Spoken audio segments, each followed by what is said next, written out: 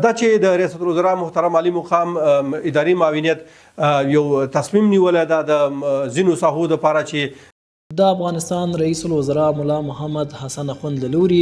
د ریاست الوزرا اداري معاونیت هغه مکتوب تایید شوی چې پکې نویو ودانیو جوړولو ته د جوازونو د ورکړې په اړه لارښوونې وړاندې شوې وې.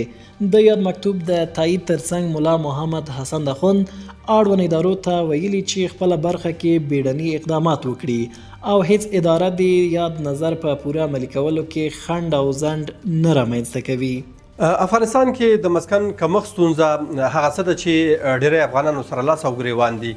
د کور او خرجولو وزارت دا ستونزه له پخوا درک کړې ده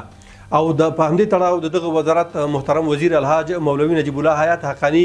اړوندو ریاستونو ته دنده سپارلې ده چې د لویو ښارونو دپاره د ګڼ میشتو ساحو دپاره او د نورو اړتیا وړ ساحو دپاره ژر تر ژره مربوطه پلانونه ترتیب کړي جوړ کړي او د تطبیق دپاره یې اړوندو ارګانونو او ښاروالیو ته وسپاري تر څو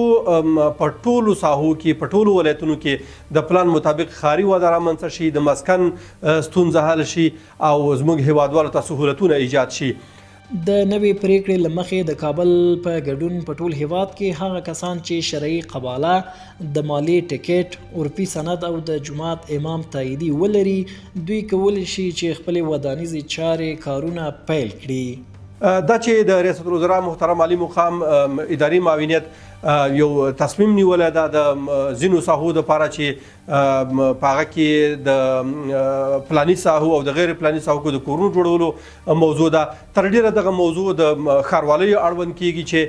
هغه اشخاص او افراد چې په انفرادي توګه باندې غواړي کورونه جوړ کړي د دوی موضوعات د ښاروالیو پورې تړاو لري چې دوی به د ځمکې ملکیت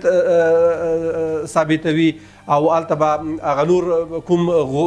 ضمانتونه چې ترې غوښتل کیږي یا هغه کوم تعهدونه چې ترې اخیستل کیږي یا هم تاییدي د ملا امام او د همسایهګانو او د ګاونډیانو اخیستل کیږي. دا ټولې هغه چارې دي چې د ښاروالیو پورې تړاو لري. اما په ټوله کې بیا هم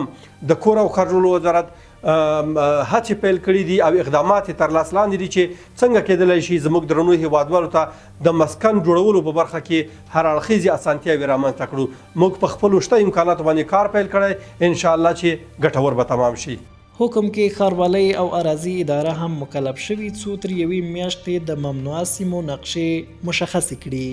همدارنګه امنیتي ځواکونو ته سپارښتنه شوې چې د ښاروالۍ له همغږۍ پرته د خلکو د ودانیزو چارو مخه ونه نیسي.